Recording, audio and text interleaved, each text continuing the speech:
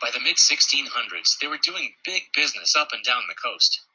And from the start, that business depended on geography. The southern colonies had a warm climate, flat land, and rich soil. So, commercial farming ruled. They grew cash crops, produce grown specifically to be sold for profit. Tobacco filled the fields of Virginia, Maryland, and North Carolina. In the swampy land of South Carolina and Georgia, they grew rice and indigo, a valuable fabric dye. The lower South was marked by massive farms called plantations. These operations were like little towns, with houses, work buildings, shops, churches, and roads. Yeah, growing cash crops required a ton of laborers. And working the fields was brutal. People weren't exactly lining up for these jobs. Plantation owners turned to slavery, which quickly spread across the South. People were captured in warfare in West Africa, then sold in slave markets. Then they were shipped across the Atlantic, packed like cargo below decks. For the rest of their lives, they labored under grueling conditions. Any children they had were born into a life of slavery, too. By the mid-1700s, nearly half the population in the South was enslaved. This giant, free workforce made a handful of Southern planters incredibly rich. They became a powerful class, running local politics and the church. But even small-time farmers who worked their own fields used slave labor if they could afford it. Right, slavery wasn't as widespread up north. The New England colonies were founded as religious communities, so many of its settlers viewed slavery as immoral. But there was also a more practical reason. The North's cold climate and rocky soil weren't ideal for large plantations. Most people made their livings on family farms, feeding themselves on the produce and selling off anything extra. Others sought their fortune on the sea.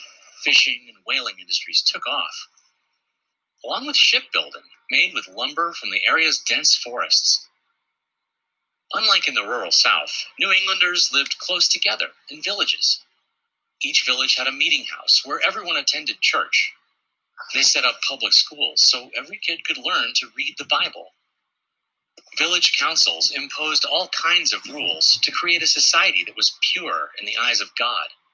Like on Sundays, you couldn't work, do chores, or hang out with friends. Rhode Island was one exception. Their government and church were separate, and people of all faiths were welcomed.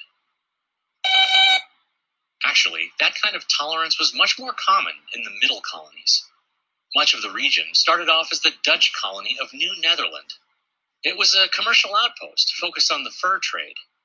The mother country, the Netherlands, was a thriving, stable nation. Not many people were eager to pick up and start new lives an ocean away. So, the Dutch recruited settlers from all over Europe. That's how New Netherland ended up with Germans, Swedes, Scots, Irish, and French settlers, unlike the other regions where almost all the settlers were British.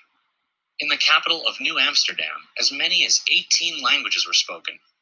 When England took over and renamed the colony New York, the diversity remained. Over in Pennsylvania, tolerance for different religions and backgrounds was a core value. It was founded by the Quakers, a Christian group who accepted everyone as equals. Yep, the economy of the Middle Colonies depended a lot on its location, in the middle. It enjoyed the best of both neighboring regions, success in farming like the South, and industry like the North. The fertile soil was perfect for planting grains, mostly on small plots of land. Milling that grain became big business, too. The Middle Colonies even got the nickname the breadbasket. The port cities of New York and Philadelphia grew into huge trade hubs. With a little luck and hard work, poor immigrants could make their fortunes in those places. Yeah, immigrants still come here for the exact same reason. And some of the regional differences that began back then persist to this day. Like southern states still have tons of rural land, while states in the mid-Atlantic and Northeast are more urban.